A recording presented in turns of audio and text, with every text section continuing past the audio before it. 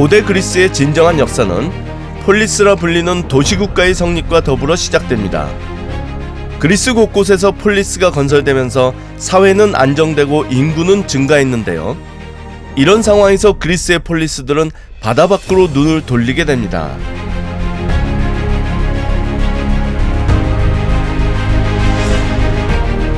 기원전 8세기 후반부터 과잉 인구의 해소와 무역 거점의 확보를 위해 그리스인의 해외 진출이 활발해졌습니다.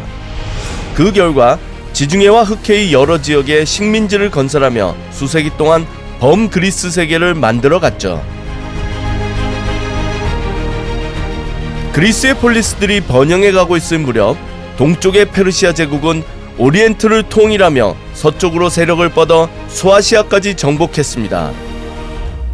이리하여 두 세력은 에게해를 사이에 두고 대립하게 됩니다. 원래 소아시아 해안은 그리스인들이 여러 곳에 흩어져 제각기 자유로운 도시를 세워 살고 있었습니다. 그러다 페르시아의 지배하에 놓인 그리스인들은 무역 활동이 억제되고 참주제의 강요로 자유를 빼앗기게 되죠. 반란이 일어납니다. 기원전 6세기, 5세기에 지금은 터키지만 이곳은 이오니아 지방이라고 해가지고 그리스의 식민 도시들이 굉장히 많이 건설됐거든요. 에페소스는 밀레투스와 더불어 그 그리스 폴리스의 양대 산맥이었습니다. 어떻게 보면 평화로운 시기를 지내고 있었죠. 이곳을 지배했던 리디아라고 하는 국가가 굉장히 그리스와 친화적이었거든요. 문제는 페르시아라고 하는 새로운 제국이 등장하면서 변화의 바람이 불기 시작합니다. 리디아를 멸망시킨 페르시아는 이 에페소스와 밀레투스를 비롯한 그리스 도시들에게 복종을 요구하게 되고, 그들은 일시적으로는 복종했지만 결국은 자유와 독립을 위해서 반란을 일으키게 됩니다. 그게 바로 이오니아 반란이죠. 그리고 그 이오니아 반란을 성공시키기 위해서 이 에페소스와 밀레투스 같은 도시들은 아테네에게 도움을 청합니다. 아테네는 개입하죠. 반란은 실패로 돌아갔지만 그때 페르시아는 깨닫게 됩니다. 이 이오니아 지방을 지배하기 위해서, 에게해를 지배하기 위해서는 아테네를 손을 봐야 되겠구나. 그렇게 해서 그리스 세계와 페르시아 제국 간에 수백 년에 걸친 전쟁이 시작됩니다.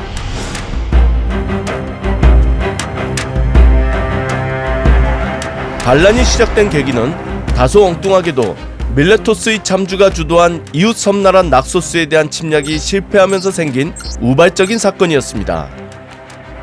이후 아테네의 원조를 받은 이오니아 도시들은 해방을 염원하며 반란의 들불을 이어갔습니다. 하지만 곧 페르시아 제국의 다리우스 1세에게 이들의 반란은 진압되고 맙니다.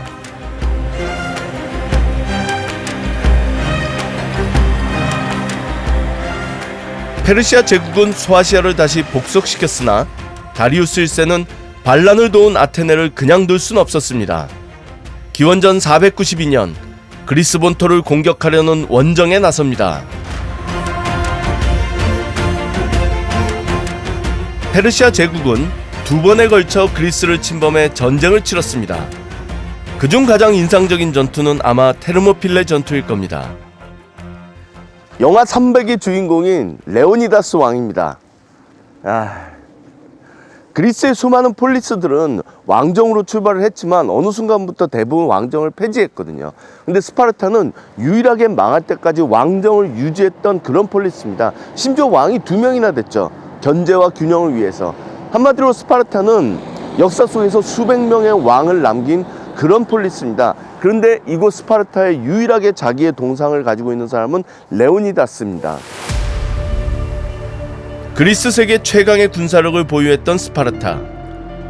자유를 지키기 위해 죽음까지 불사했던 레오니다스 왕과 300인 스파르타 전사들의 전투는 과연 어떻게 세계 역사에서 가장 의미심장한 패배를 맞이했을까요?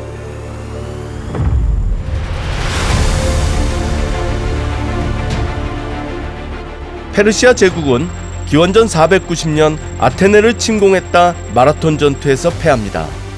복수전을 준비하던 다리우스 1세가 죽으면서 그의 아들 크세르크세스가 뒤를 잇습니다. 이에 아테네와 스파르타를 중심으로 한 동맹군을 형성한 그리스는 중동부 해안에 있는 테르모필레 협곡에서 육상전을 펼치기로 합니다. 바다와 산이 만나는 이 천연의 요새에서 레오니다스 왕과 300명의 스파르타 군대는 페르시아 100만 대군과 격돌하게 됩니다.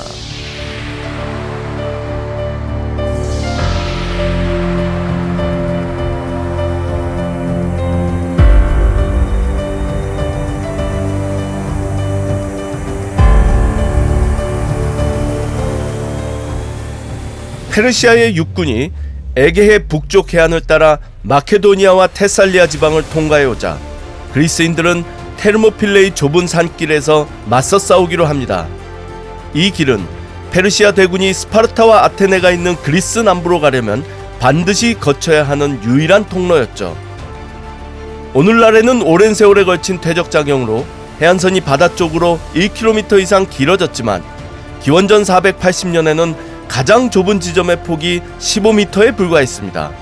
지형적으로 소수가 다수를 상대하기에 최적의 장소였죠.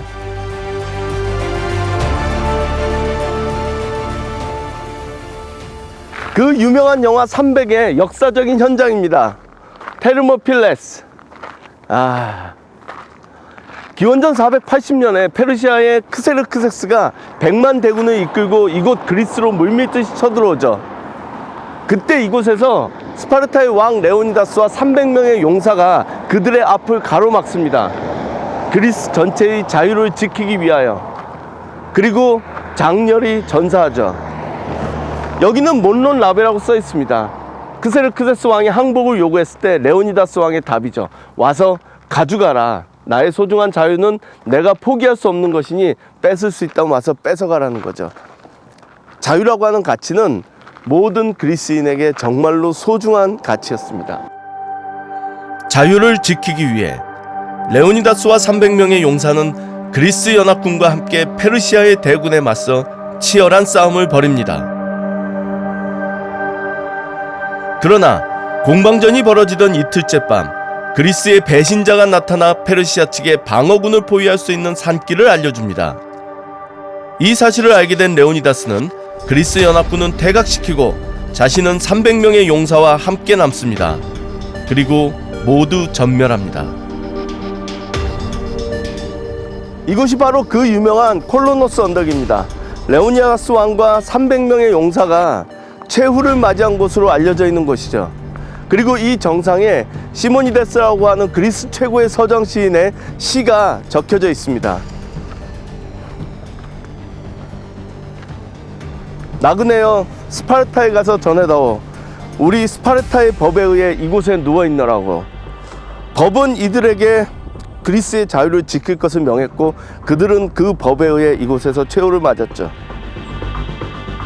이들은 무덤조차 남기지 못했습니다. 그러나 그들은 역사에 자신들의 이름과 정신을 새겨 넣었습니다. 로마 시대 때 철학자인 아폴로니우스에게 누군가 물었답니다. 이 세상에서 가장 높은 산이 어디냐고. 이 철학자는 바로 이 낮은 언덕을 얘기했습니다. 왜냐하면 이 언덕에는 법을 지킨다는 것이 무엇인지, 국가를 위한 고결한 희생이 무엇인지 하는 우리가 알 수 없는 그 정신의 높이가 있기 때문이라는 거죠. 정말 철학자답죠? 어쨌든 멋진 언덕입니다. 레오니다스와 300명의 스파르타 전사는 임무를 완수하는 데 실패했습니다. 그러나 그들의 영웅적인 죽음은 산자들에게 용기를 불어넣었죠. 이제 테르모필레를 통과한 페르시아군은 그 여세를 몰아 파도처럼 중부 그리스를 휩쓸고 아테네로 진군합니다. 남은 건 아테네의 해군. 그리스 전체의 운명이 그들의 손에 달려 있었습니다.